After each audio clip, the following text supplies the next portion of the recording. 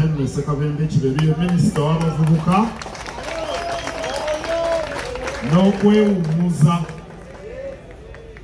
si kwewummuzaamu okwewummuzaamu leisure naye okwewummuza recreation. We are talking about talent. Minister yono Kabaka gwe yabawa omwami ono Hope Mukasa. Abayimbi bangi batandikira mu Baba Studios Elungujja babadde boogera ba legends Nimrod tamanyi Hope Mukasa simumanyi kyo kituufu neŋŋamba nga yinga ate byangeri ebi Hope Mukasa naye nazze naye nsanyusa okujja wano okubeerawo Spice Diana ng'atusanyusaamu.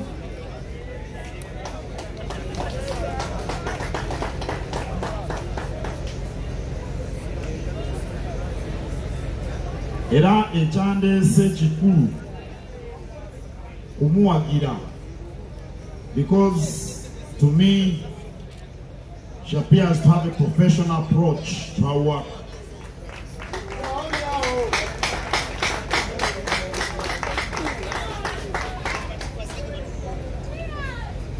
Okuyimba oba okuzannya katemba oba okusanyusa abantu nga Maulana ne Rain oba Chiko ne Madrat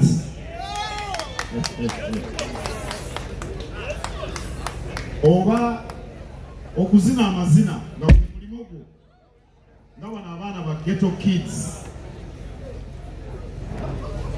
egyo gyonna mirimu okufaanana ffe abasiba amataayi.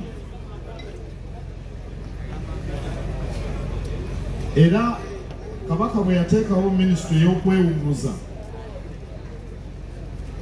ayagala bannabitone bagutwalenga omulimo.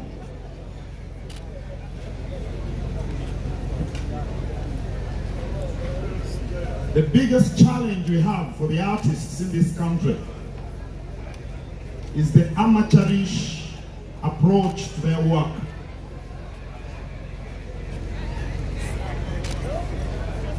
Okuvumbula ekitone n'okikozesa mulimo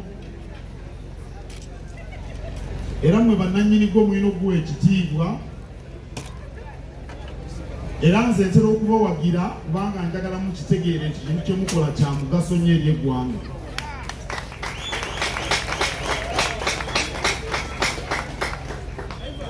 Spice Diana akyali muto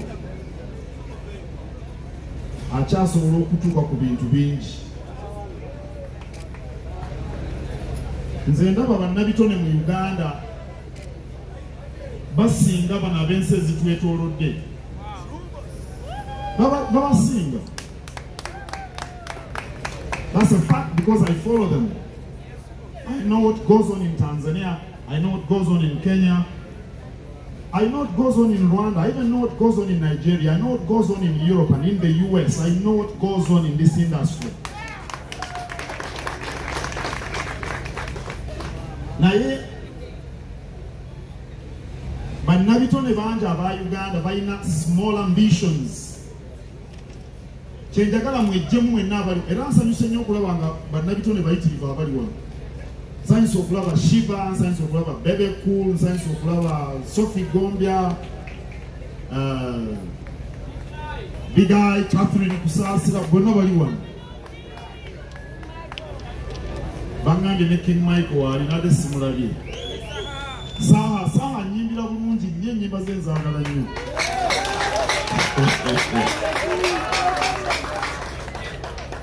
Kambabuulire mulina okuluubirira ebinene mwe bannabitone. Eka kulowooza nti wazimbye ennyumba, wataddeko amategula, waguzeyo akamotoka, Katikiro akumanyi, ebyo tebimala. Olina okuluubirira okuba omunene. You must work your skins off. Naye twaze kusanyuka, saagala kubakooya, naye njagala mumanye nti bw'oba n'ekitone nga tokikozesa obeera nga atakirina. bw'otakirwanirira obanga atakirina. Bw'ogendera ku bantu bye boogera tojja kuwangula. Awo nno nyabo weebale nnyo okutusanyusa mwebale okumpita. You also have courage. You also have courage. Okujja mu office yange n'onnoonya n'ondeetera ebbaluwa. It takes courage. Nabadde siyinza kumuyiwa ate ono Spice Diana yenna mukwaya wa Mbogo ate ab'Embogo baba bakyala bange. N'olwekyo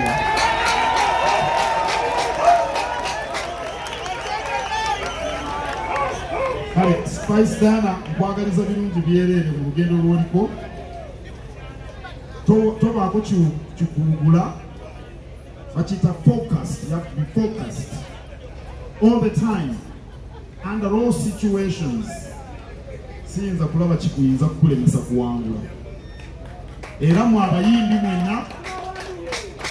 mwenna njagala ne bannabitone mwenna njagala mutambule nange tuzze Buganda ku ntikko.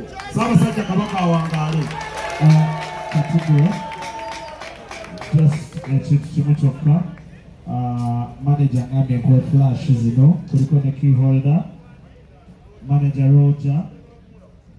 Roger wasobola okutuuka wano jangu osobola okukabikula flash ziteeke mu motoka obuyimba bwa EP bwonna bulyoko.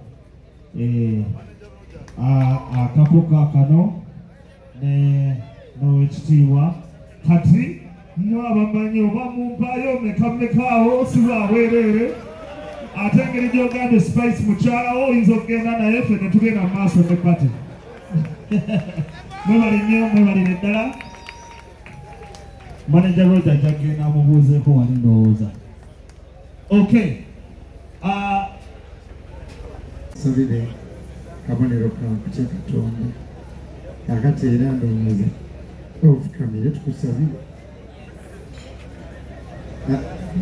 naffe gwene bw'otafukamira kuba olwedde ofukamidde. Kale katusabe twebaza ndowooza. Kale Mukama Katonda tukwebaza olw'ebirungi by'okoledde Spice Diana. Tukwebaza olwa mikono gye, tukwebaza olwa music we, tukwebaza nti tagenda mu ssabo naye buli bw'aba n'ekizibu ajja ne tusaba.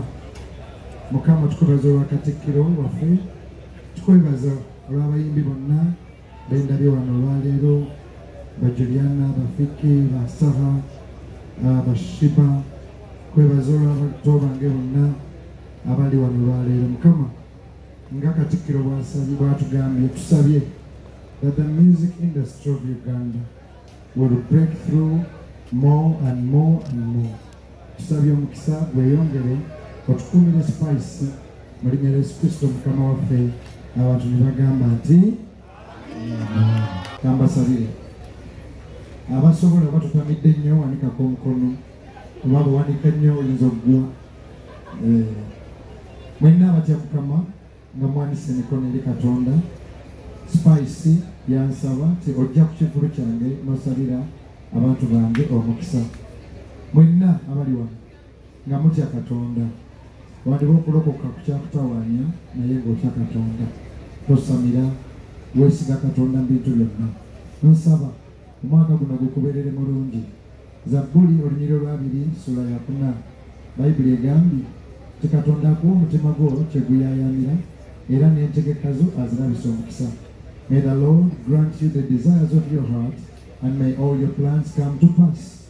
Mukama olwaleero bandiisa abasamize wano naye Spice takkiriza mubaloko wabula yagambye tusabire bantu bano. Mukama buli muntu alina dreams ze, alina ebirooto bye. Nsaba ayi Katonda obasitulire ddala. Spice yanyumiza bwe twali tushootinga akayimba Katonda w'abanaku. Yasulanga mu nnyumba nga n'okutonnya etonnya naye olwaleero omukoledde ebirungi ewatali bulogo wabula okwesigama ku Katonda. Mwenna abali ku ttaka lino to support Spice, may the Lord bless you. May the Lord keep your families. May the Lord grant you the desires of your heart. May the Lord protect you from evil. May the Lord give you wisdom. Abatalina mulimu Mukama agubawe, abalwadde muwone, abakyalinyanga nnyonyi muzirinnye, abatayikwatanga ku miliyoni 5-10 muzikwate. Katonda abawe obugagga, Katonda abakuume, temufanga muli bato na buli kye mukola kiraba omukisa. Abantu bonna ne baddamu nti